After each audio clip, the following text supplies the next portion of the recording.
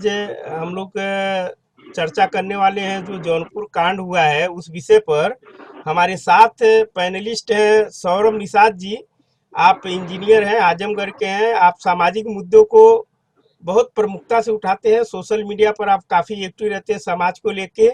मैं उनको निमंत्रण करना चाहता हूँ निषाद मंथन न्यूज़ पर। और हमारे भाई एक दीपक धन्यवाद। निषाद जी हैं। दीपक निषाद जी हैं जो काफ़ी सामाजिक मुद्दों को लेकर वो भी एक्टिव रहते हैं, समाज के प्रति हमेशा समर्पित रहते हैं। तो आप दोनों पैनलिस्ट को मैं निषाद मंथन न्यूज में स्वागत करना चाहता हूँ। सौरभ निषाद जी, मेरा आपसे एक प्रश्न है कि जो जौनपुर का जो घटना हुआ है, जो नेहा निषाद के साथ जो अत्याचार हुआ है, उस विषय में हमारे दर्शकों को आप बताइए, क्या है सिलसिले और घटना के बारे में जरा जिक्र करिए ताकि हमारे दर्शक जान जाएं उस चीज। जी जरूर रमाकांत जी। सबसे पहले तो मैं ये कहना चाहूंगा, बहुत बहुत धन्यवाद आपका कि आपने अपने चैनल पर हमें अपनी जो बहन है, जो बेटी है, उसके साथ जो हत्या, उसके साथ जो अत्याचार हुआ है, उसकी आवाज को बुलंद करने के लिए आपने हमें अपने चैनल पर जगह दी है। उसके लिए आपका बहुत बहुत आभार है, बहुत बहुत धन्यवाद है। बहुत बहुत धन्यवाद। घटना के बारे में आपको बता दूं कि दरअसल घटना जो है उसके पीछे बहुत सारे कारण हैं, और उसके पीछे ऐसा लगता है कि बहुत सारी साजिशें हैं, पहले से होती आ रही है, जी। और उसके बाद घटना को अंजाम दिया गया है।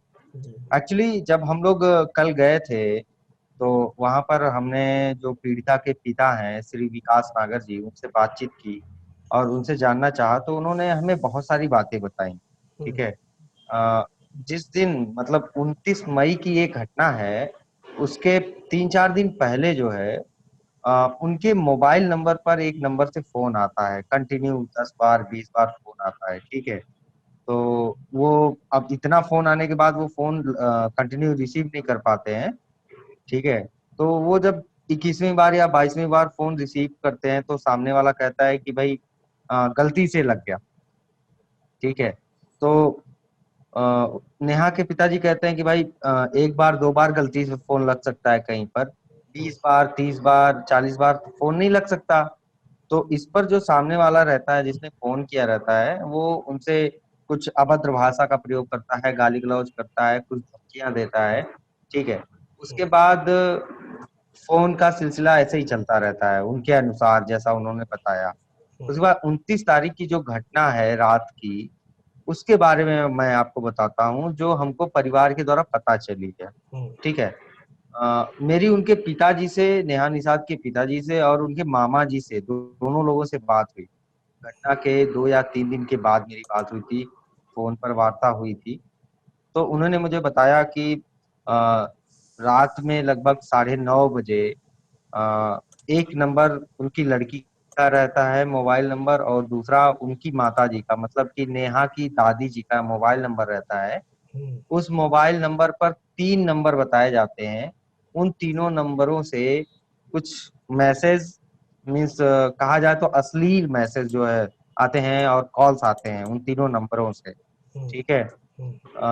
फिर जिससे वो लोग बहुत परेशान होते हैं, घर वाले।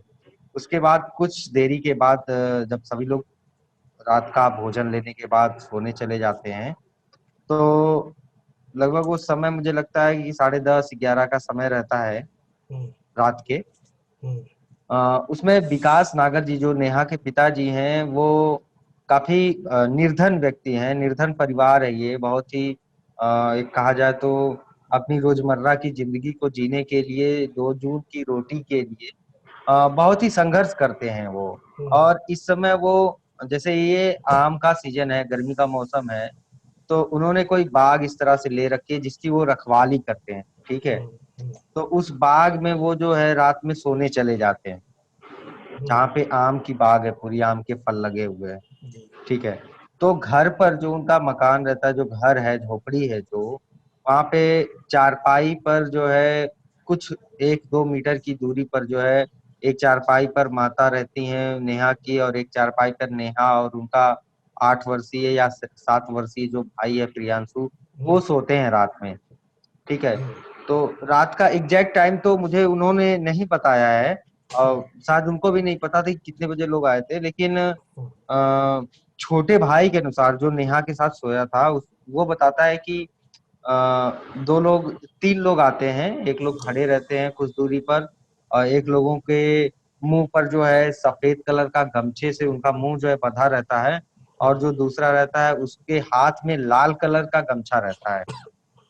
वो छोटा वाला बच्चा बताता है जो 7 साल या 8 साल का है। हम्म, तो उसके बाद जब वो लोग उसको ले जाने लगते हैं लड़की को, तो ये मतलब अब एक ही चारपाई पर सोए हुए हैं, तो जाहिर सी बात है जब किसी का मुंह ढक करके उसको जबरदस्ती उठाया जाएगा, तो बगल वाला में कोई भी सोया रहता है तो झटका लगता है, वो जी। उठ सकता है। तो राइट। ऐसे में उसका जो छोटा भाई रहता है वो उठ जाता है। ठीक है। जब वो जाग जाता है, देखता है इधर उधर कि इस तरह से लोग मेरी बहन को ले जा रहे हैं, तो उसमें से एक कोई बंदा रहता है, वो बोलता है कि तुम सो जाओ, नहीं तो तुमको भी उठा ले जाएंगे और तुमको जान से मार चांस देंगे। है। ये छोटा वाला बच्चा बोलता है। और इसके बाद वो बच्चा डर के मारे, चूंकि बहुत छोटा है उम्र में, 7 साल जी। 8 साल का है, ठीक है, वो डर के मारे सो जाता है। 2 मीटर या 3 मीटर की दूरी पर सो रही उसकी माता को भी वो बताने की हिम्मत नहीं जुटा पाता है, जी। क्योंकि बहुत छोटा है, और देख रहा है कि उसकी बड़ी बहन को जब लेके जा रहे हैं, जी। ठीक है, तो वो तो बहुत छोटा है, इसलिए वो जी। बहुत भयभीत हो गया और भाई। सो गया। सो गया। ठीक है। रात में ये घटना हो जाती है। उसके बाद सुबह होती है जब, हम्म। तो लगभग 5:30 बजे के लगभग उसकी जो माता रहती हैं वो नेहा को घर पर नहीं पाती हैं। हम्म। तो इधर उधर उसे बुलाती हैं, थोड़ी देर खोजती हैं, उसके बाद फिर आधे घंटे 1 घंटे बीतते हैं, नहीं मिलती है। तो वो खोजबीन शुरू करती हैं। तो उनके घर से ना थोड़ी 100 मीटर 200 मीटर की दूरी पर जो है एक बाग टाइप का है, मतलब जिसमें शीशम के पेड़ हैं, बांस लगे हुए हैं, इस तरह का एक बागीचा है। हम्म। उसके चारों तरफ झाड़ियां हैं, हम्म। जिससे अंदर कुछ दिखाई नहीं देता है। राइट। ठीक है। वो जो रहते हैं, जी। वहां पे जाती है उसकी माता। ठीक है। जी। वहां देखती हैं तो उनकी जो बिटिया रहती है, वो एक पेड़ के सहारे उसके गले में एक लाल कलर का जो गमछा, वो बच्चा बताता है लाल कलर का गमछा लिया रहता है। उसी टाइप का लाल कलर का गमछा जो है उसके गर्दन में मतलब हम्म। कसा रहता है, हम्म। गला घोटा रहता है उससे। अच्छा। और उसको जो है एक पेड़ के सहारे जो टिकाया रहता है बांध जी। के, एक पेड़ में उसको ऐसे बैठाया रहता है। उस वीडियो में उसके पिताजी ने बताया, जी। जिसमें हमारे दीपक भाई गए थे उस दिन, जी। उन्होंने जो उसको देखा था, तो उसमें उन्होंने बताया कि कैसे कैसे उन्होंने देखा था। जी। ठीक है। जी। तो वहां से जब रोने लगती है नेहा की माता, तो पिताजी उधर से बागीचे से आते रहते हैं, अपना गांव में जो भी नित्य क्रम होता है उसको करने के बाद जो है आते हैं। हम्म। सुनते हैं आवाज, तो उनको लगता है कि अरे ये तो उनकी पत्नी की आवाज है। तो वो पहुंचते हैं तो वहां देखते हैं कि उनकी बिटिया का जो है गला घोंटा रहता है, उसके बाल वगैरह बिखरे रहते हैं, कपड़े छत बिछत रहते हैं, कपड़े भीगे रहते हैं, खून जी। से जो है लथपथ रहते हैं। वो पहुंचते हैं तो वो भी हाय चित्कार मच जाती है, रोने लगते हैं। और फिर पहले, अब चूंकि पिता है, स्वाभाविक है उसके किसी भी बच्चे के साथ कुछ होगा तो वो पहले गर्दन का जो गमछा रहता है जिससे गला घोंटा रहता है गला उसको घोटा। खोल देते हैं, खोल देते हैं। उसको खोल देते हैं वो। जी। ठीक है। हम्म। तो जब रोना शुरू हो जाता है, चित्कार मच जाता है, हम्म। तो कुछ गांव वाले भी इकट्ठा हो जाते हैं। फिर किसी तरह से उसके पिता जो है उसको उठा करके अपने घर पे ले आते हैं, 100 150 मीटर की दूरी पे उनका घर है, झोपड़ी है, हम्म। वहां ले आते हैं। तो कुछ गांव वाले तब तक इकट्ठा हो जाते हैं सुन हम्म। करके। ठीक है। हम्म। तो गांव वालों में से कोई जो है वहां का जो ग्राम प्रधान है जी। उसको सूचित कर देता है हम्म। कि इस तरह की घटना हुई है। हम्म। तो नेहा के पिताजी के अनुसार हम आपको बता रहे हैं कि जी। ग्राम प्रधान जब आते हैं, हम्म। ठीक है, तो वो कहते हैं कि क्या हुआ था। पहले तो उन्होंने पूछा कि घटना क्या थी, तो लोगों ने बताया, उसके पिता ने बताया। फिर उन्होंने कहा इसके गले में जो गमछा था वो किसने निकाला है। ठीक है। तो उसके पिता कहते हैं किसको भाई हमारी किसको बिटिया बता है। रहे थे? वो किसको बता रहे थे? ग्राम प्रधान को, ग्राम ग्राम प्रधान प्रधान पूछ रहा है उनसे। को। अच्छा, हाँ। तो ग्राम प्रधान का क्या नाम है, बता पाएंगे आप? शिव बदन यादव नाम है ग्राम ओके। प्रधान का। ओके। तो ग्राम प्रधान जो है पूछते हैं कि क्या घटना हुई थी, क्या हुआ था। ठीक है। हम्म। तो वो बताते हैं कि इस तरह की घटना थी, और बच्ची के गले में जो है गमछा था, गला घोंटा गया था, हम्म। मैंने उसके गमछे को निकाल दिया। हम्म। तो ग्राम प्रधान कहते हैं, जैसा उनके पिता हम लोगों को बताते हैं वो मैं आपको बता रहा हूँ। ग्राम प्रधान जी। कहते हैं कि हमने जो है थाने पे बात कर ली है। ठीक है। अब तुम्हारे हाथ का निशान उसके गमछे पर आ गया, उसके शरीर पर आ गया है, अच्छा। तो पुलिस जब आएगी तो तुमको आरोपी समझेगी और तुमको जेल में जी। डाल देगी, याद नहीं। तुमको सजा दे देगी और किसी को नहीं देगी। तो चूंकि अशिक्षित परिवार है, गरीब बिल्कुल। परिवार है, इसलिए वो भयभीत हो जाते हैं। गांव का हम्म माहौल है, ठीक है। हम्म। इस फिर ग्राम प्रधान कहता है कि ठीक है, जितना जल्दी हो सके इनका आप लोग अगर अंतिम संस्कार करना चाहते हैं तो कर दीजिए, अन्यथा हम्म। पुलिस आएगी तो आप ही फंसोगे, ठीक बिल्कुल। है। तो परिवार डर जाता है, गांव वाले भी उसमें कुछ सपोर्ट करते हैं कि भाई कर दीजिए, नहीं तो आप ही फंस जाएंगे, बिटिया तो चली गई है, आप भी फंस सकते कर हैं। सकते हैं। तो परिवार जो है डर जाता है और सुबह 8:30 बजे के लगभग वो उसका अंतिम संस्कार कर देता है। जी। इस केस का जो सबूत एक तरह से कहा जाए, जो पोस्टमार्टम रिपोर्ट होनी चाहिए थी, बिल्कुल, समझ रहे हैं बात को। बाकायदा होनी चाहिए पोस्टमार्टम थी। रिपोर्ट, हाँ, हम्म। उसका अंतिम संस्कार करने के बाद ये चीजें बिल्कुल नष्ट हो जाती हैं, ठीक है। जी।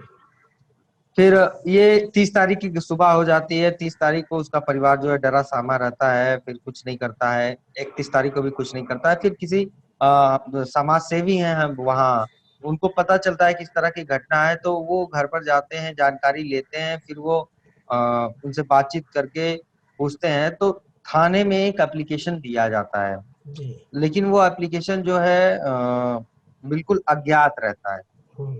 मतलब अज्ञात के नाम से दर्ज कराया अज्ञात। जाता है, नामजद नहीं रहता है। हम्म। और उसमें उस एप्लीकेशन के हिसाब से एप्लीकेशन पे जो डेट है वो 1 तारीख की है, 1 जून की।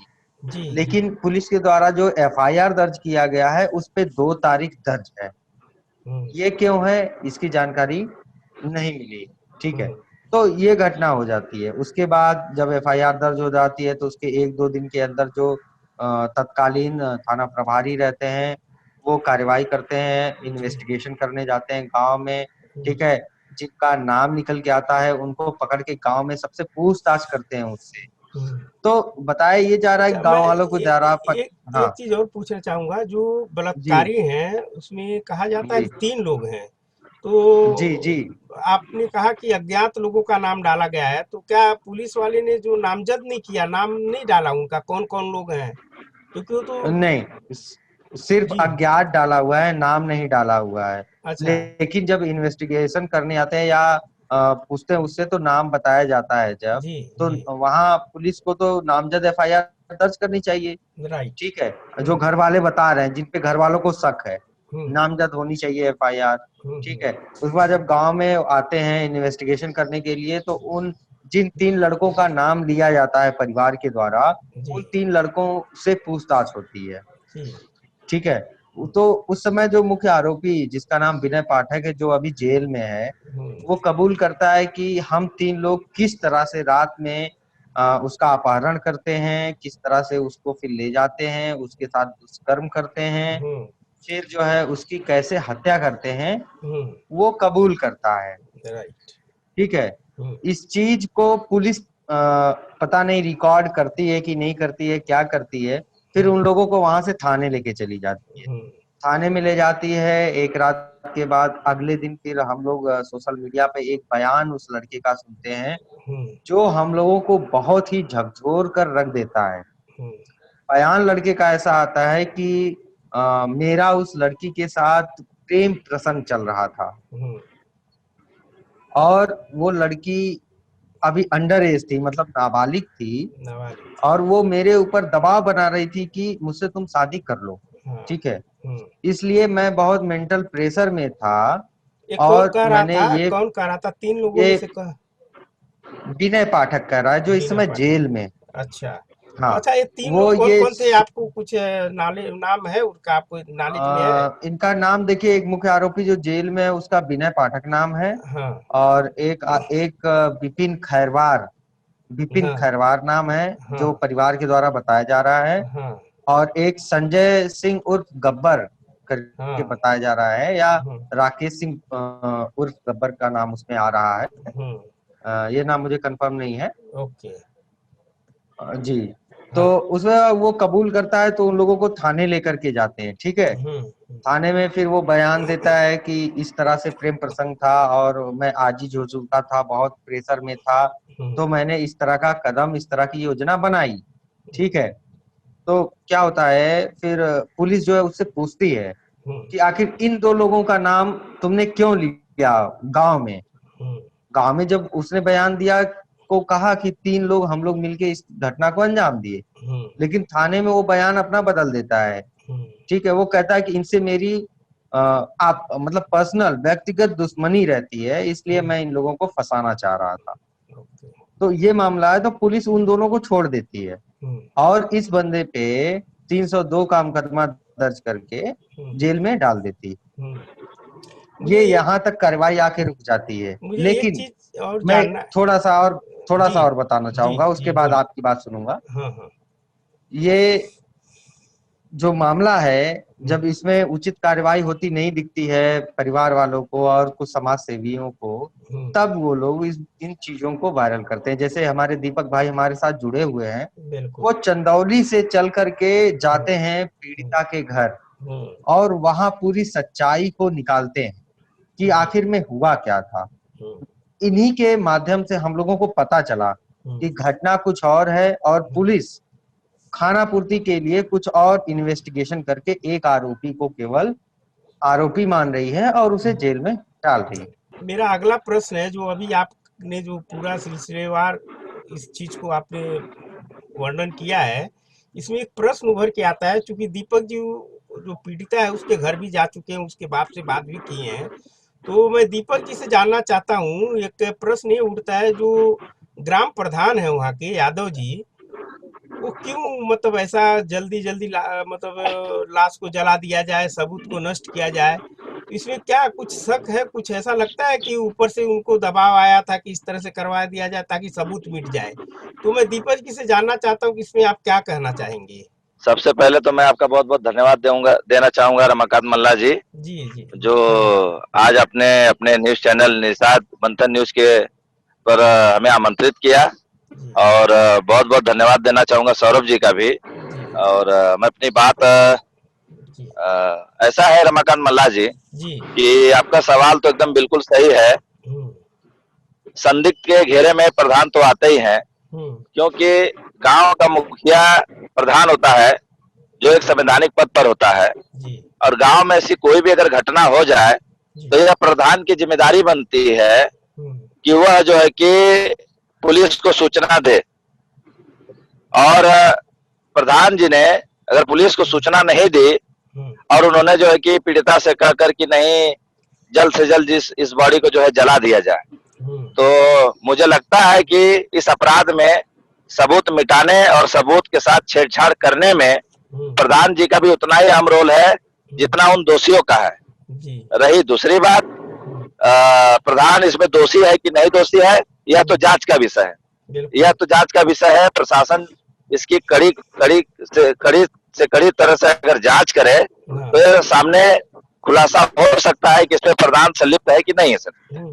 तो ये जांच शादी, का विषय है। तो जो एफआईआर है, क्या प्रधान का उसमें नाम है, नामजद है प्रधान उसमें। नहीं नहीं नहीं, प्रधान का नाम नहीं है, प्रधान का नामजद नहीं है सर। ये तो होना चाहिए था। तो मैं सौरभ जी से बिल्कुल बिल्कुल होना जी। भी चाहिए, हाँ होना भी चाहिए। हाँ और कल बात हुई थाना एसओ साहब से, हाँ। जो पुराने थाना एसओ थे बिंद कुमार जी, हम्म। जो शायद इस मामले की बखूबी ठीक तरह से विवेचना कर रहे थे। जी लेकिन जब यह मामला पूरे देश में, जब ये नेहा निषाद का मामला, जस्टिस ऑफ नेहा, हम्म। जब ये बात उठने लगी पूरे देश और प्रदेश में, तो जी। उस थानेदार बिंद कुमार जी का भी सरकार द्वारा तबादला कर दिया गया। हम्म। और जी नए नए थानेदार, नए एसओ कोतवाल साहब आए हैं, जी जिनका नाम वीरेंद्र कुमार सिंह है। जी जी। उनसे हमने कल बात की और कहा हमने हम्म कि सर, क्या प्रधान संदिग्ध के घेरे में नहीं आते हैं? हम्म। क्या वो गांव के प्रधान है जी। और उनके गांव में इतनी बड़ी घटना हो जाती है कि एक नाबालिग लड़की जो 16 साल की है, जी उसका सामूहिक बलात्कार करके उसकी हत्या कर दी जाती है। जी। क्या इसकी सूचना प्रधान को, पुलिस प्रशासन को नहीं देनी चाहिए? हम्म क्या प्रशासन प्रधान से पूछताछ नहीं कर सकते हैं? हम्म। अगर प्रशासन प्रधान से पूछताछ नहीं कर रहा है तो इससे साफ जाहिर होता है कि प्रधान भी इस दोषियों के साथ मिले हुए हैं। ये एक बात और है, जैसे अभी कल के दिन यानी 11 तारीख को मैं सौरभ जी से जी जानना चाहता हूं, क्योंकि सौरभ जी और आप दोनों लोगों के नेतृत्व में ये आयोजन किया गया था, धरना प्रदर्शन और आंदोलन जो हुआ था। तो ये धरना जी जी प्रदर्शन करने का क्या वजह था, क्या रीजन था? सौरभ जी, मुझे आप इस पर जरा जानकारी दीजिएगा। एक्चुअली हुआ ये था, घटना देखिए 29 तारीख की है। जी। ठीक ठीक है। हम्म, और 30 को उसकी जो डेड बॉडी रहती है उसका अंतिम संस्कार कर दिया जाता है। हम्म, फिर 30 को भी एफआईआर दर्ज नहीं हो पाती है, 31 को भी नहीं हो पाती, 1 को भी नहीं हो पाती, 2 तारीख को दर्ज होती है एफआईआर। हम्म, ठीक है। लेकिन हम्म, वहां जो समाज सेवी उसमें लगे हुए थे उनसे हमें ये जानकारी मिली है कि वो कई बार जो है हम्म, थाने पर गए। ठीक है। हम्म, जब उनका एप्लीकेशन एक्सेप्ट नहीं हुआ तब वो एसपी के पास गए हेलो और सर। उसके बाद उनका एफआईआर दर्ज हुआ है। ठीक है। जी। उसके बाद 2 से 3 दिन के अंदर उन्होंने एक आरोपी को गिरफ्तार भी कर लिया, जेल भी भेज दिया। ठीक है। हम्म, लेकिन उसके बाद जब दीपक भाई ने ये वीडियो बनाया, उनके घर गए, जब पीड़िता के घर गए, जब ये पूरी बात का खुलासा हुआ, जी। ठीक है, तब ये पूरे प्रदेश में जो है बात जो है फैल गई, आग की तरह फैल गई। उसके बाद फिर भी हम लोग देखते हैं कि प्रशासन, जब ट्विटर एक ऐसा प्लेटफॉर्म है जहां हम अपनी आवाज को उठा सकते हैं और डायरेक्ट जो बड़े अधिकारी हैं उनको टैग कर सकते हैं, उनको बता सकते हैं। ट्विटर पर ये मुहिम चली लेकिन बड़े अधिकारियों की तरफ से कोई भी जवाब नहीं आया। जी। आपको बता दूं कि इसमें इन्वॉल्व जो रविवार बीता है, इसमें हमारा जो राष्ट्रीय पिछड़ा वर्ग आयोग है हम्म, वहां से भी कार्रवाई करवाई गई, लेटर भेजा गया, रिपोर्ट जी। मांगी गई। जी। तो वहां एडिशनल एसपी जो हैं उन्होंने रिपोर्ट भेजी है आयोग को, हम्म, जिसमें उन्होंने यही लिखा है कि हमने आरोपी को कैसे कैसे करके गिरफ्तार कर लिया है, विवेचना करने के बाद उसको हमने जेल भेज दिया है, हम्म, खाना पूर्ति कर ली। उसके हम्म, बाद आयोग में भी उनके जवाब से, उनकी रिपोर्ट से हम्म, मतलब उनको संतोषजनक नहीं लगा, वो संतुष्ट नहीं हुए उस जवाब हम्म, से, क्योंकि हम्म, जो वास्तविकता थी वो नेहा जो मृत बालिका है उसके पिताजी उस वीडियो में बताते हैं, हम्म, नेहा का छोटा भाई बताता है कि किस तरह से 3 लोग आते हैं। तो कहीं ना कहीं ये बात पूरे प्रदेश में वायरल हो जाती है हम्म, कि पुलिस ने एक आरोपी को मुख्य आरोपी बना के गिरफ्तार कर लिया हम्म, और अपना पल्ला झाड़ लिया। हम्म, वो जो भी सारे तथ्य हैं उनमें बहुत ही गहराई तक जाकर इस मामले की जांच नहीं करना चाहती है। हम्म, इसलिए कल जो कई दिनों से ये मुहिम सोशल मीडिया पे चल रही थी, कल उस मुहिम ने हम्म, उग्र रूप धारण कर लिया। सोशल मीडिया के मित्र जो है एकत्र होते हैं, जी। समाज के युवा। और एक बात आपको बता दूं कि लगातार देश और प्रदेश में हम्म, तो ये बलात्कार की घटनाएं हो रही हैं, हत्या की घटनाएं हो रही हैं, उससे हम्म, सिर्फ निषाद समाज ही नहीं, सिर्फ जी। मछुआ समाज ही नहीं, जी। यही नहीं परेशान है, हम्म, इससे अन्य समाज ही परेशान है। इसीलिए कल हमारे मुहिम में हम्म, अन्य समाज के लोग भी, यादव समाज से हैं, चौहान समाज से हैं, राजभर समाज से हैं, हम्म, सभी लोगों ने बढ़ चढ़कर हिस्सा लिया और इस अन्याय अत्याचार के खिलाफ जो जी। जंगल राज उत्तर प्रदेश में कायम हो गया है इस समय, हम्म, वहां बेटियां सुरक्षित नहीं हैं। हम्म, और उत्तर प्रदेश की सरकार ये हमेशा दावा करती रहती है कि हम बेटियों को बचाने का प्रयास कर रहे हैं, उनको पढ़ाएंगे, लेकिन जी। वो पूरी तरह से फेल नजर आ रही है। ठीक है। जी। जी।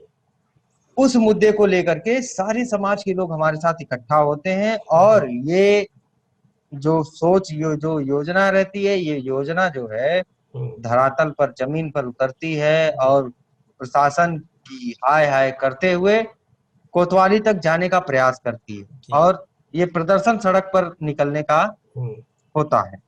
तो मतलब मुख्य रूप ये से आप। कारण रहता है जी। कि कारण यही है, मुख्य कारण ये है कि प्रशासन द्वारा इस मामले की पूरी तरह से निष्पक्ष और सही जांच न करने की वजह से हम्म, ये हम लोगों को कल करना पड़ा। थाना का घेराव करना पड़ा आप लोगों को। जी जी जी, जी। थाना का घेराव तो करना पड़ा और जी। उसका रिजल्ट क्या है? उसका मतलब आप लोग ने गया वहां पर, आप लोग ने धरना दिया, प्रदर्शन किया, मोर्चा भी निकाला, सोशल मीडिया पर वो पूरी तरह से लोग देख भी रहे हैं। तो क्या मतलब क्या बात हुआ आपसे? पुलिस जो है वो एक्चुअली अधिकारी हैं उनसे? एक्चुअली हुआ ये था हम्म, एक्चुअली हुआ ये था कि हम लोग जो है थोड़ी दूरी पर सभी लोग मतलब पूरे प्रदेश से जो है लोग वहाँ इकट्ठा हुए थे। हम्म, तो ये हुआ कि सभी लोग इकट्ठा हो जाते हैं तब हम लोग जो है चल के शांतिपूर्ण और जो हम्म, कोरोना का इस समय प्रकोप है सोशल उसमें जो डिस्टेंसिंग। सरकार के द्वारा जी जी हम्म, बिल्कुल सरकार के द्वारा जो गाइडलाइन जारी की गई है कि आपके मुंह पर मास्क होना चाहिए, हम्म, ठीक है, या गमछे से मुंह ढका होना चाहिए और एक दूसरे के बीच में कम से कम सोशल डिस्टेंसिंग 1 मीटर 2 मीटर की दूरी होनी चाहिए। हम्म, तो इन सारी चीजों को गाइडलाइन करते हुए हम लोगों ने ये योजना बनाई कि इन सारी चीजों का पालन करते हुए हम प्रशासन को अपना ज्ञापन सौंपेंगे सब- और शांतिपूर्ण तरीके से हम्म, वापस अपने अपने गंतव्य को चले जाएंगे। लेकिन हम रास्ते में जब जा रहे होते हैं हम्म, तो कहीं से जो थाना प्रभारी नए वाले जो पुराने थाना प्रभारी जो इस केस के इंचार्ज थे उनका जी ट्रांसफर हो जाता है, जी। जो इन्वेस्टिगेटिंग ऑफिसर रहते हैं। अब जो नए वहां पे थाना प्रभारी आए हैं उनको सूचना मिलती है और वो बीच हम्म, रास्ते में सड़क पर आते हैं और हमारा जो काफिला जो प्रदर्शन चलता है सड़क पर उसको रोक देते हैं। रोक देते हैं। ठीक है। जी जी। और फिर वहां पर जो भी बातचीत होती है वो सोशल मीडिया से आपको पता चल जाएगी। बिल्कुल। वहां पर आ, हमें ये तक कहा जाता है कि आप लोग ज्यादा उग्र होगे या प्रदर्शन करोगे तो आपको जेल में डाल दिया जाएगा। तो हम्म, हमारे कुछ साथी जो है हम्म, इतने हाथ बहुत ही भावुक क्योंकि ये घटना बहुत ही दर्दनाक थी दर्दनाक। और किसी के भी साथ होगी तो हम्म, ये बिल्कुल असहनीय है। बस, ये दुखों का पहाड़ एक तरह से कहा जाएगा, बिल्कुल। टूट पड़ता है किसी भी परिवार के ऊपर। हम्म, वहां हमारे कुछ साथी जो है बहुत ही भावुक हो जाते हैं और कहते हैं ठीक है सर, अगर आप हमें गिरफ्तार करना चाहते हैं, हाँ, हमें गिरफ्तार करके आपको क्या मिलेगा, कर लीजिए गिरफ्तार, हम्म, लेकिन जो आरोपी हैं उनको कब आप गिरफ्तार करोगे। ये राइट। सवाल वहां पूछा जाता है उनसे जो बिल्कुल। भी थाना प्रभारी आते हैं वहां। जी ठीक है, विनोद कुमार सिंह नाम है उनका। जी जी जी। वो आते हैं, उनसे ये बातचीत होती है, फिर उन वो हमें बहुत सारे सजेशन भी देते हैं, हम हम्म, उनकी बातों को मानते भी हैं। जी और फिर वो हमें एक समय देते हैं जी कि जी। आप हमें अपना ज्ञापन यहाँ सौंप दीजिए और फिर शाम को हम्म, 5 बजे के लगभग 4 बजे 4 लोग, हम्म, आप में से 4 लोग आइए और हम्म, जो भी आपकी समस्या है मुझसे पर्सनली मिलिए और अपनी बातों को रखिए। जी। अगर कहीं से नाइंसाफी हो रही है तो मैं उसको जो है हम्म, देखूंगा, उसकी जांच करूंगा, उसको फिर से केस का जो है इन्वेस्टिगेशन किया जा सकता है। हम्म, तो फिर जब हम लोग शाम को 5 बजे पहुंचते हैं, हम्म, ठीक है, तो हम अपनी बातें वहां रखते हैं उनके सामने। लेकिन बार बार थाना प्रभारी जी का यही कहना है कि देखिए, किसी भी केस में एफआईआर एक बार दर्ज हो जाती है और आरोपी ने स्वयं कबूल कर लिया है हम्म, और दूसरा आपके पास सबूत नहीं है कोई कि उसके बालिका के साथ कोई रेप जैसी जघन्य घटना घटी है या उस मामले में एक नहीं बल्कि 3 आरोपी हैं, हम्म, इसका सबूत कोई नहीं मिल रहा है। हम्म, ठीक है, इसलिए उस आरोपी को जिसने कबूल किया है उसको हमने 302 का मुकदमा लगा के जेल में डाल दिया है। जी। आगे यदि कोई सबूत मिलता है, कुछ करने लायक होता है, प्रशासन उच्चाधिकारियों से अगर कुछ बातें हमको कही जाती, कोई आदेश मिलता है तो हम आगे कार्यवाही करने के लिए बाध्य होंगे।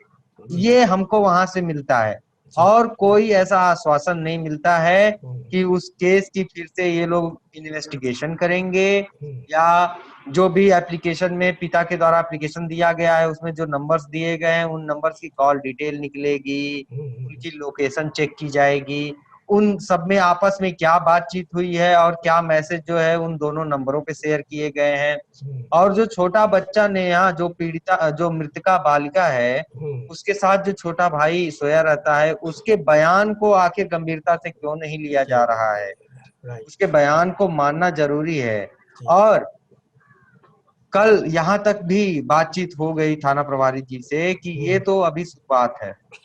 जी जौनपुर केराकत की धरती है जहां से हम्म, उस बालिका के साथ जो है इतना बड़ा अत्याचार होता है हम्म, और पुलिस प्रशासन एक आरोपी को आरोपी बना करके मान करके उसको जेल में डाल देता है और हम्म, अपनी इन्वेस्टिगेशन बंद कर देता है। जी तो हमारी अन्याय के खिलाफ ये तो अभी बस चिंगारी है। जी अगर सही से जांच नहीं होती है तो ये आंदोलन पूरे देश में हम्म, उग्र रूप धारण कर सकता है। जी। ये बात मतलब हुई है, और बाकी जांच करने का कोई आश्वासन हमें वहां से जी नहीं मिला है। मतलब अगर जो आप लोग ने ज्ञापन दिया है, अगर उस पर कुछ कार्रवाई नहीं होती तो आपका अगला कदम ये होगा कि आप लोग उग्र प्रदर्शन करेंगे, राइट?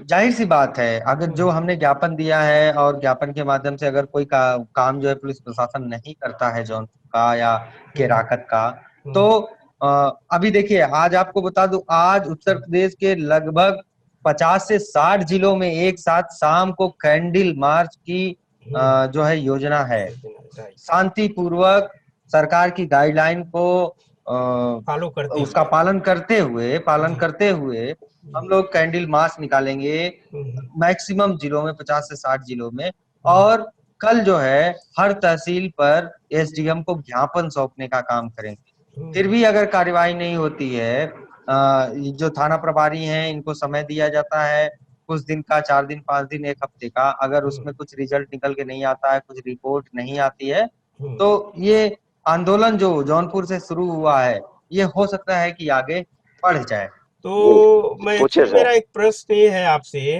कि आपको जी लगता है कि इसमें कहीं जो शासन है, जो सरकार है, योगी सरकार है, उसमें उनका दबाव है क्या कि उस पर मतलब जो कार्रवाई होना चाहिए, जो न्याय मिलना चाहिए, कहीं वो अपने जात, जी चूंकि जग जाहिर है कि योगी आदित्यनाथ जी मतलब भाईचारा भी मतलब जातिवाद तो बहुत बढ़ चढ़ के करते, वो प्रत्यक्ष रूप से दिखता है।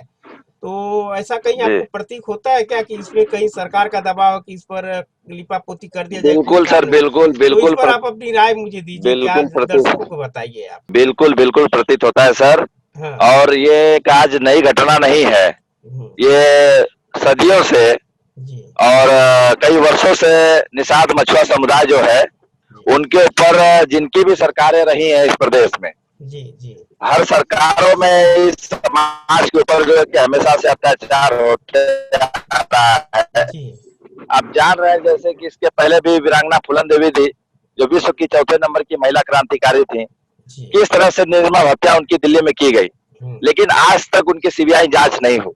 जी उसी तरह से जैसे अभी हाल ही की घटना है, देखिए बाराबंकी में निषादों के ऊपर अत्याचार हुआ। हम्म गाजीपुर में चौबेपुर की घटना है, हम्म केवट मल्लाहों की जो है 100 से अधिक नावों को जो है कि डुबा दिया गया पानी में प्रशासन द्वारा। हम्म, गोरखपुर की घटना है, कई मल्लाहों की जो नाव है उसको जी जेसीबी द्वारा तोड़ दिया गया। हाँ। पूरे प्रदेश में निषादों के ऊपर अत्याचार हो रहा है।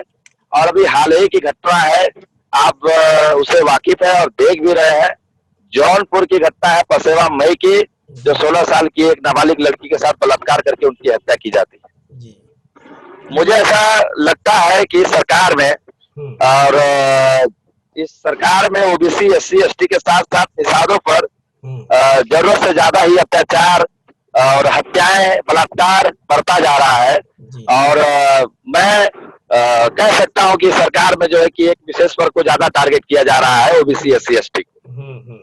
एकदम बिल्कुल आपका कहना बिल्कुल लग रहा है, पूरे देश को ये पता चल रहा है कि जो बहुजन समाज है, जो एससी एसटी ओबीसी है, उसको जानबूझ को प्रताड़ित किया जा रहा है, जी उनको जानबूझ के उनके मनोबल को दबाया जा रहा है। आप लोगों ने जो जी जी जी प्रदर्शन किया बिल्कुल था कल बिल्कुल। का, जो आप लोगों ने जो कल प्रदर्शन हुआ है आपका, बहुत जी शानदार रहा है। मैं आप लोगों को बधाई देता हूँ, आप लोगों को दोनों के नेतृत्व में ये कार्यक्रम हुआ है। मुझे लगता है कि धन्यवाद सर, धन्यवाद। जी एक घटना 29 मई का है, ठीक है?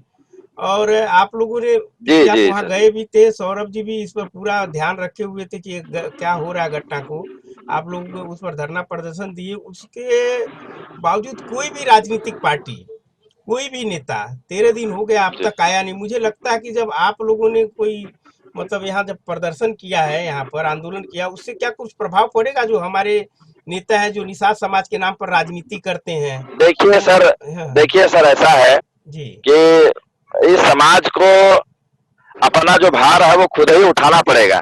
हम्म। और नेताओं के भरोसे कोई काम नहीं होगा, ना ही नेताओं के भरोसे कोई लड़ाई लड़ी जा सकती है, जी क्योंकि नेता आते रहेंगे और नेता जाते रहेंगे। जी और समाज के नेता जो अगुआ जो ठेकेदार बनते हैं, जी वो केवल समाज के वोट बैंक के ठेकेदार बनते हैं। हाँ जब चुनाव आ जाता है जी तो केवल समाज का वोट जो है ट्रांसफर करने के लिए अन्य पार्टियों में वो सौदेबाजी करके जो है कि वोट ट्रांसफर करा लेते हैं। जी लेकिन समाज की बहन बेटी पर जब अत्याचार होता है, दुराचार होता है या कहीं प्रदेश में हत्याएं हो जाती है, तो ये समाज के जितने भी अगुआ और नेता हैं, ये चूहे की तरह बिल में घुस जाते हैं।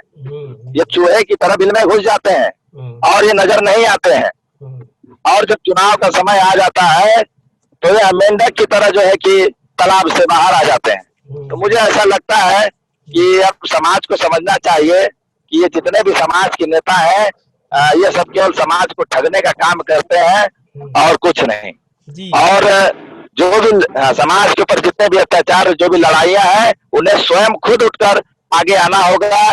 जैसे कल जो गुप्तेश्वर मंदिर के यहाँ पर पूरे प्रदेश से सौरभ जी आए, आजमगढ़ जी से, तमाम जो मऊ से आए लोग, गाजीपुर से, चंदौली से चलकर, तमाम अन्य प्रदेशों से जो जिलों से चलकर लोग आए हैं, ठीक उसी तरह से अब स्वयं समाज को खड़ा होना पड़ेगा। इन नेताओं के भरोसे रहेंगे तो समाज के ऊपर अत्याचार दिन पर दिन बढ़ता रहेगा। ये जानना चाह रहा हूँ कि इसमें जो सामाजिक कार्यकर्ता हैं, कौन कौन लोग सहभागी हुए आपके आंदोलन में, जरा उनका नाम बता दीजिए ताकि लोगों को पता चल जाए कि भाई जो जागरूक लोग हैं कौन कौन हैं। तो आप कृपया जरा बताइए ऐसे लोगों का नाम। नहीं, उसमें बहुत सारे लोग, दरअसल भीड़ जो है वो लगभग 500 से ज्यादा थी, ठीक है। तो सभी का नाम लेना भी उचित मतलब पॉसिबल नहीं है, संभव नहीं है। मुख्य में देखा जाए तो जैसे दीपक भाई अपने थे ही, हम गोंडा से विनोद साहनी जी थे, मऊ से जो है विनोद साहनी जी थे, जो समाजवादी पार्टी से हैं, और राजेश्वर यादव जी थे, फिर कुछ ऐसे और समाज सेवी जो गोरखपुर की धरती से कुछ लोग आए हुए थे, सुधीर साहनी हो गए, और बाराबंकी से कुछ लोग आए हुए थे। नाम सपना चूंकि भी। मुझे बहुत ज्यादा, हाँ, हाँ, आजमगढ़ से वो बहुत ही तेज तर्रार जो बहन सपना है वो भी पहुंची थी साथ में, जी और भी जितेंद्र निषाद भी पहुंचे थे। जितेंद्र, फतेहपुर जिले से फतेहपुर। जितेंद्र निषाद पहुंचे थे भाई। हम्म। और नाम देखिए ध्यान में नहीं अभी आ रहा, आपने पूछा ठीक है, है, बहुत लेकिन मतलब कल वैसे सभी जो लोग थे। चेहरे हैं जो समाज का मुद्दा हमेशा सोशल मीडिया पर उठाते रहते हैं, ये जी जी। सामाजिक रूप से सामाजिक कार्यकर्ता हैं।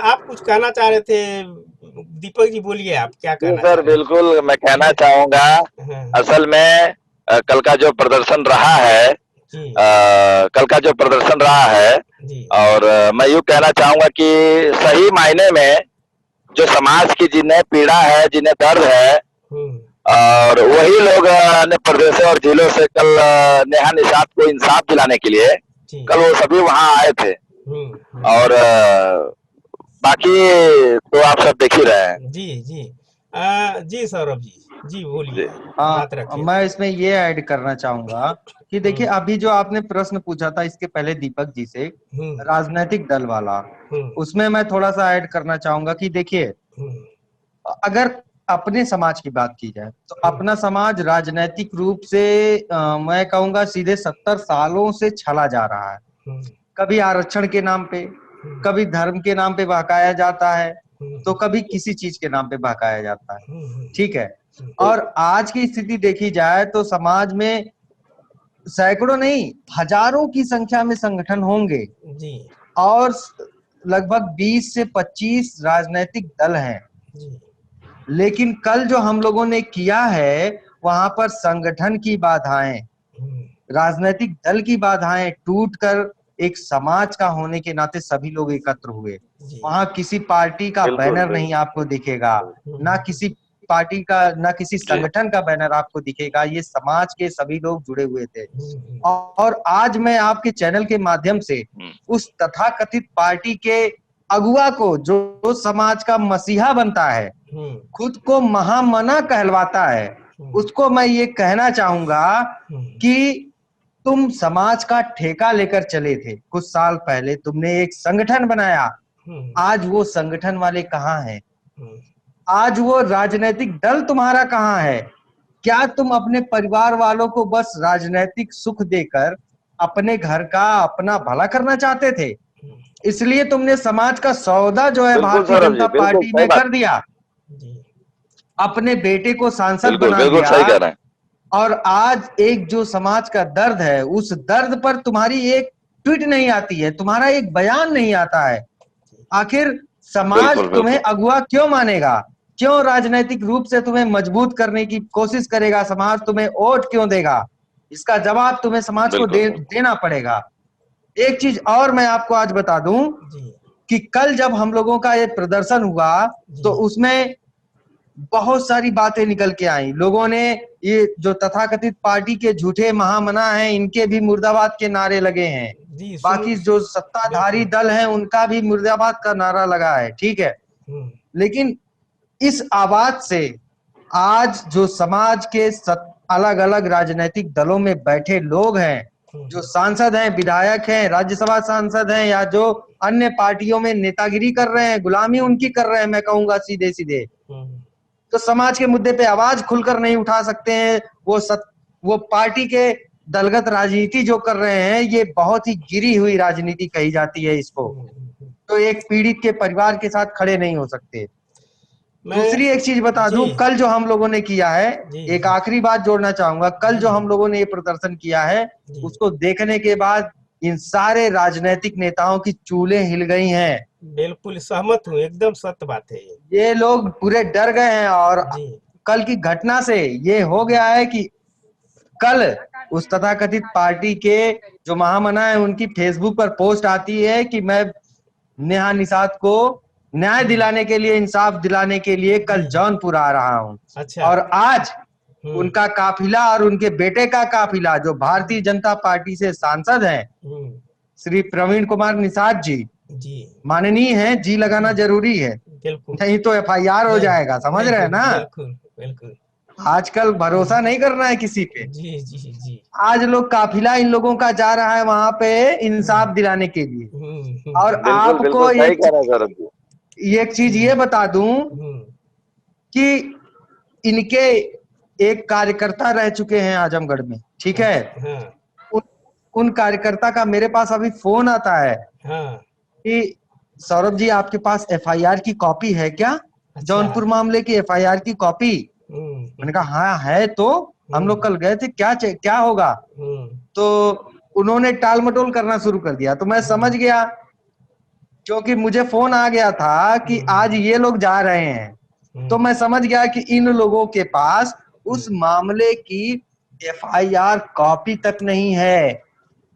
सीधी सी और बात है, समाज, हाँ, सीधी सी एफआईआर बात है। कॉपी नहीं है। जो आप लोगों ने आंदोलन किया है, जो धरना प्रदर्शन दिया, ये इसका इम्पैक्ट है, इसका प्रभाव है, वो क्या शक्ल दिखाएंगे समाज हाँ को अगर इतना भी न करें। तो इससे सिद्ध होता है, जब जी, एफआईआर कॉपी नहीं है तो इससे सिद्ध होता है हाँ, कि बस वो खाना पूर्ति के लिए, दिखावे के लिए जा रहे हैं।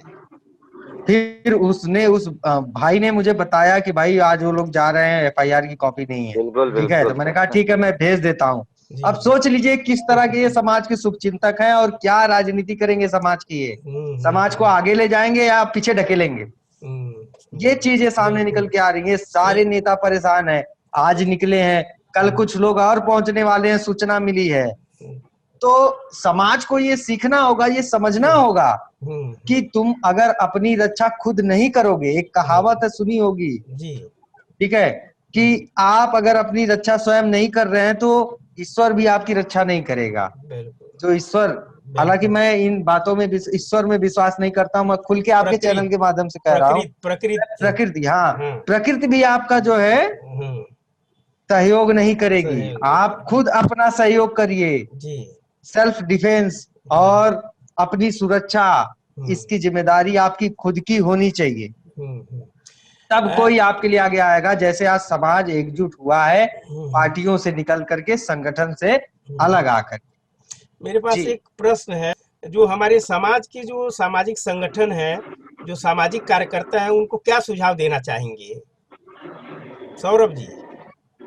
अच्छा, हम्म, ठीक है।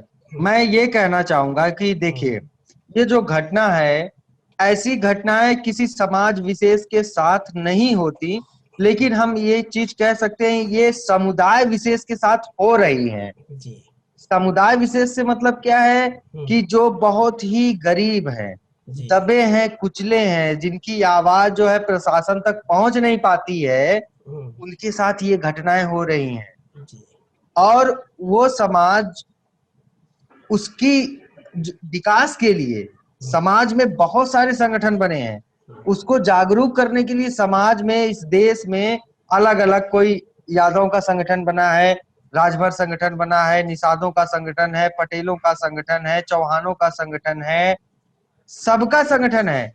लेकिन ये लोग अलग अलग हैं, इतर इतर हैं, और इतर इतर होने की वजह से इन सभी लोगों पर अत्याचार होता है। और जब किसी समाज पे अत्याचार होता है तो सिर्फ वही समाज का व्यक्ति या संगठन उसकी आवाज को उठाने का काम करता है। तो मेरी ये अपील उन सभी संगठनों से है जो समाज के उत्थान के लिए काम कर रहे हैं और जातिगत धर्म के आधार पर भेदभाव नहीं करते। मतलब सिर्फ जाति के लिए कार्य नहीं कर रहे हैं, सिर्फ धर्म के लिए कार्य नहीं कर रहे हैं, किसी समुदाय के लिए कार्य नहीं कर रहे हैं, वो मानव कल्याण के लिए कार्य कर रहे हैं। ऐसी घटनाएं किसी के भी साथ हो सकती हैं। एक प्रश्न ये है कि हमारे साथ हो सकती हैं, किसी और के साथ हो सकती हैं। तो इसके लिए हमें अपना जो एजेंडा है वो क्लियर रखना होगा, अपना वक्तव्य क्लियर रखना होगा और इन सब चीजों के लिए एकजुट होना पड़ेगा। जी। अच्छा, प्रश्न एक ये उठता है, अक्सर देखा जाता है कि शुरुआती दौर में तो सब लोग एक्टिव हो जाते हैं, तमाम दावे करते हैं कि हम न्याय दिलाएंगे और उसको अंजाम तक पहुंचाएंगे, लेकिन अक्सर देखा जाता है जब कानूनी प्रक्रिया चालू होता है तो धीरे धीरे वो खत्म हो जाता है। तो जी, इसमें बिल्कुल। कुछ आपका प्लान है कि अगर सामाजिक राजनीति, अगर अदालत में जो प्रक्रिया चालू होगा तो क्या संगठन और समाज इसके लिए आगे कोई आ रहा है? उसमें क्या आपकी कुछ क्या कहना है इस विषय में, सौरभ जी? जी, देखिए अभी कानूनी तो उसकी लड़ाई की बात की जाए तो इस केस में अगर हमको जीतना है, ठीक है, और अपनी बहन बेटी को न्याय दिलाना है तो हम कानूनी तरीके से ही उसको न्याय दिला सकते हैं। हम आंदोलन के बिल्कुल पक्षधर नहीं है, हम उग्र प्रदर्शन करें इसके बिल्कुल पक्षधर नहीं है, लेकिन ये समाज है, ये समाज अकेले मेरे से तो है नहीं, ये समाज में बहुत सारे लोग हैं, कहीं से कोई चिंगारी भभक सकती है। इसलिए मैं प्रशासन से ये दरख्वास्त करूंगा कि इस पूरे मामले की जांच जो है निष्पक्ष होकर करे और अच्छे से इसकी जांच करे, ठीक है। कानूनी मामले की बात है तो उस पे देखिए मैं ये कहूंगा कि जो अभी निर्भया का केस था उसको लगभग 6 साल लग गए सॉल्व होने में, ठीक है, तो वो एक कानूनी प्रक्रिया थी, तब उसको 6 साल लगे और न्याय मिला, उसको दोषियों को फांसी हुई। तो मैं सभी समाज सेवियों से, संगठनों से ये अपील करना चाहूंगा कि जिस तर्ज पर निर्भया का केस सॉल्व हुआ, एक खुशखबरी आपको और बता दूं मैं कि इसमें हमारे साथ निर्भया केस की जो वकील है सीमा कुशवाहा जी, उनका भी हमें समर्थन मिल रहा है, हमारी बातचीत उनसे चल रही है। जी, हमारी बात उनसे चल रही है। तो मैं ये अपील करना चाहूंगा कि आप कमेटी का गठन करके इस केस की कानूनी लड़ाई के लिए तैयारी करिए। और मैं ये दावे के साथ कह सकता हूँ रमाकांत जी कि समाज के जितने भी संगठन हैं वो जरूर इसमें जो फाइनेंशियल सपोर्ट होगा, जो मोरल सपोर्ट होगा, सारे समाज के संगठन इसमें जरूर करेंगे। और मैं सबसे अपनी तरफ से अपील भी कर देता हूँ। मैं अभी दीपक भाई से पूछना चाहता हूँ, दीपक भाई, जो पार्टियां हैं, जो सामाजिक मछुआ समाज के जो नेता हैं, वह बहुत सुविधाजनक राजनीति कर रहे हैं, ऐसा प्रतीत होता है। जब समस्याएं आती हैं तो समस्याओं से वो मुंह चुरा लेते हैं, खास करके निषाद समाज में जो समस्याएं आती हैं, तो ऐसे लोगों को क्या नसीहत देना, मैं मैसेज नहीं कहूंगा, उनको नसीहत क्या देना चाहेंगे? हाँ, वो बताइए आप दीपक जी। सर ऐसा है, जी जी सर जी, मैंने इससे पहले कहा है आपको कि समाज के जो नेता होते हैं या समाज में जितनी भी पार्टियां बनी हैं वो केवल जो है कि वोट लेने के लिए और वोट लेने के लिए बनी है, उन्हें न्याय दिलाने के लिए नहीं। और मैं कहना चाहूंगा कि ये समाज के दलालों को तभी समझ पाएंगे जब तक इनमें शिक्षा का स्तर बढ़ नहीं जाता, जब तक यह समाज जो है शिक्षा की तरफ अग्रसित नहीं हो जाता है, जब तक यह समाज संविधान को नहीं पढ़ता है, तब तक यह समाज इसी तरह से तमाम समाज जो भी पार्टियां बनी है उनसे ठगते रहेंगे और उनका इसी तरह से शोषण होता रहेगा हमेशा। जी। तो मुझे ऐसा लगता है कि समाज के लिए मेरा एक संदेश है कि वह शिक्षा को ज्यादा से ज्यादा जो है कि ग्रहण करें, ताकि इन दलालों को समझने में उन्हें आसानी हो आसानी कि क्या पढ़ते है। हैं। बेचारे सीधे साधे होते हैं, गरीब हैं, और ये पढ़े लिखे समझदार बुद्धिजीवी जो समाज के नेता और अगुवा बनते हैं, जी। उन्हें लालच दे देते हैं। हाँ। लालच दे देते हैं कि हमारी सरकार बनेगी, जी। हम आपको आवास दे देंगे, हम आपको जमीन दे देंगे, हम आपको रुपया पैसा दे देंगे, चंदा का डबल तमाम करके दे सुविधाओं देंगे के वो बारे पूरा। में जो है कि वो झूठे वादे करके चले जाते हैं। जी जी बिल्कुल जी बिल्कुल बिल्कुल, वो मैं आऊंगा उसके ऊपर। ये जो है इस तरह से जो है कि झूठे वादे करके चले जाते हैं, और समाज हर वर्ष जो है पंचवर्षीय ठगने का काम करता है, और यह दलाल अन्य पार्टियों में जो है समाज का वोट डालने का काम, डलवाने का काम जो है करते हैं। अच्छा, आप दोनों नौजवान हैं, समाज के प्रति इतना जागरूक हैं, आप लोग हर चीज सामाजिक मुद्दों को अक्सर मैं देखता हूं कि सोशल मीडिया से लेके जमीनी स्तर पर उठाते रहते हैं। तो फ्यूचर में आप जी लोग आप लोगों को, मैं दोनों लोगों से प्रश्न है, बारी बारी जवाब दीजिएगा कि अगर समाज आपको जानना चाहे, जैसे हम अब्दुल कलाम जी को जानते हैं तो उनको जानते हैं कि वो रॉकेट मैन है, वो वैज्ञानिक थे। अगर आपको जानना चाहे तो भविष्य में आपको किस रूप में समाज जाने। मैं दोनों लोगों के लिए प्रश्न है, पहले आप दीजिए दीपक जी, फिर सौरभ जी जवाब देंगे इसका। सर, बहुत अच्छा सवाल किया आपने, जी। और मेरा जवाब यही रहेगा कि हमारे दादाजी और हमारे पिताजी, ये मुझे परिवार से ही ये जो है शिक्षा मिली है और ज्ञान मिला है कि समाज के प्रति हमेशा मतलब निष्ठा, कर्तव्यवान, और पिताजी के ही आदेशों का मैं पालन सदा करते आया, और समाज की स्थिति परिस्थिति देखते हुए, और हमने तो अपने जीवन में यही तय कर लिया है कि हम जब तक जीवित रहेंगे तब तक समाज के लिए हमेशा लड़ते रहेंगे, संघर्ष करते रहेंगे, पर अगर अत्याचार होगा तो दीपक के साथ न्याय दिलाने का काम मैं निरंतर और हमेशा करता रहूंगा। वेरी गुड जी। सर अभी जी, आपका सवाल बहुत अच्छा लगा। ये जरूर पूछा जाना चाहिए, जो भी समाज सेवी हैं उनको समाज जो है किस रूप में देखे, भविष्य में अगर दिखना चाह रहा है बिल्कुल। तो मेरा देखिए स्पष्ट मत है।